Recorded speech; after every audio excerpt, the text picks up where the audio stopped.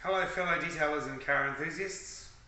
It's been a tough couple of weeks for me. I've had the flu and pneumonia at the same time. So that's why I've got this croaky, raspy, froggy voice. So please forgive me for that. I thought I'd time to get another video out and explain something. So some of my peers out there have asked me already, now that I'm doing polishing pads, am I going to release my own line of compounds and polishes?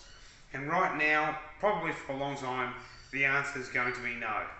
I don't have the money to have made the kind of products I would like to have made, and I know from previous experience with 14 years of talking with my mentor, who's the director of a global chemical company, and who was involved in making the original System 1 polish and has evolved it a lot since then. I actually have some of this stuff here in these bottles here,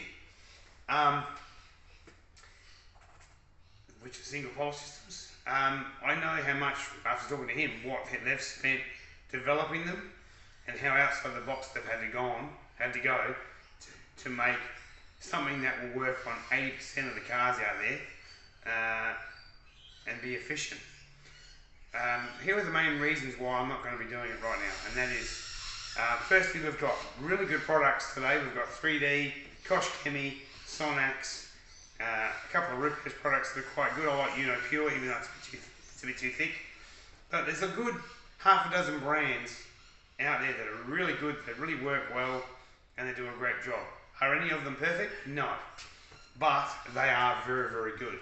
Secondarily, it can take, when it comes to making detailing products, a compound or a polish is probably the hardest product to make and make extremely well.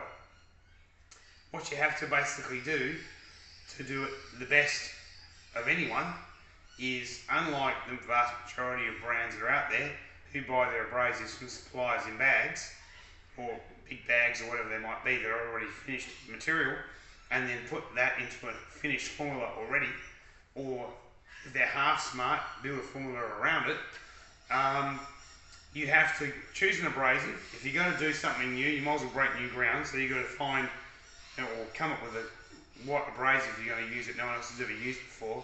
Get that mined by a company, do your own calcination so that you rework your material how you like it. It's got to be a oil and water formula, not a water and oil formula. It's got to be basically a bloody good paste, or ideally a cream or a spray liquid. It has to handle 80 to 90% at least of the paints that have been made in the past, in the recent past and current times, and what's going to come out in the future. And it has to handle so many different variables, be efficient, and and work in such a way that it doesn't hinder you. It is so hard to make a bloody good polish. So that's why I'm not doing it. I'm only going to bring products to the market, to this industry, that are true solutions, which or are an evolutionary step ahead of what we've already got, or are the absolute pinnacle of a particular product category. Because I'm not interested in doing shit half-assed. So, but if I was to make one, right now this is the direction I would probably go to. I would go beyond this, but I would start with this and go, how can we make this better? This is Gelson Zero. It claims to be a 0% petroleum distillate, so petroleum solvent free, mineral oil free, silicone oil free, liquid compounding polish that works down to nothing and leaves nothing on the surface. So I would go, how can we make this, something like this, better, with a better abrasive that doesn't dust, it doesn't dry out, but it doesn't use traditional or current lubrication systems, so that you can use this from start to finish by itself, or this and then something else on a car, and you work it from the beginning, when it films up, then it breaks down to nothing and leaves no residue of any kind on the surface, so that you can just wipe the car down, maybe a quick hit with rinseless, and ceramic coat the car, goodbye. No prep sprays, no prep polishes, nothing. You just go, polish it till it breaks down to nothing, do the whole car, you're done, coat it, see you later. That is what I would like to do. That would solve a problem, because I'm not totally against prep sprays, but ever since I started using coatings in 07, 08, which is fairly late actually. I mean, most coatings were happening in Japan in the 90s or 2000s, so a bit later to the game than other things.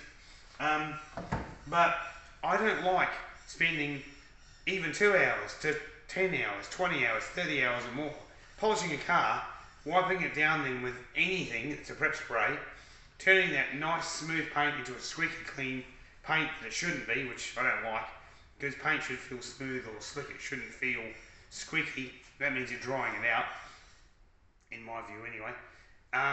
And all this wiping with something that has virtually no lubrication, risking remarring the surface, having to repolish it. So if you can just polish it till it breaks down to nothing, do the whole car, wipe it down with rinseless just to make sure there's nothing there. Just guarantee no issues. And it's clean. And then basically put a coating over it, you're done. Eliminates another step. Goodbye. You know, I'm all about solutions today, so that's what I would do. I think Gelson Zero is far from perfect, but it is the beginning of a direction I think we should go.